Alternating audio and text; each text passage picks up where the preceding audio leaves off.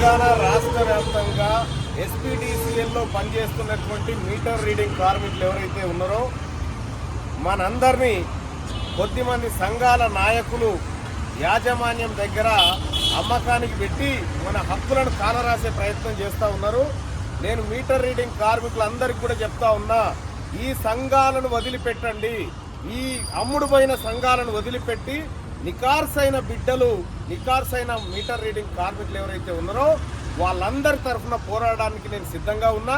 ఈ చిన్న చిన్న తాయిలాలకు లొంగిపోయి శాశ్వత హక్కులను కాలరాసుకోవద్దని చెప్పి రిక్వెస్ట్ చేస్తూ వచ్చినటువంటి మీటర్ రీడింగ్ కార్మికులందరికీ చెప్తా ఉన్నా, మీ అన్ని సర్కిళ్లలో ఉన్నటువంటి వాళ్ళందరూ కూడా ఈ సంఘాలను వదిలిపెట్టి రండి.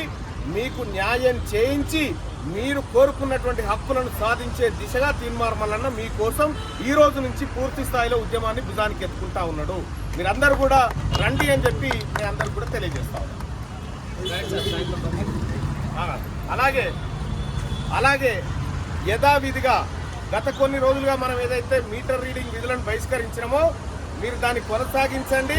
మీటర్ రీడింగ్ తీయవద్దు, మీటర్ రీడింగ్ తీయకుండా మనం సమ్మెలో కొనసాగాలి అని చెప్పి మీ అందరు కూడా తెలియజేస్తాం.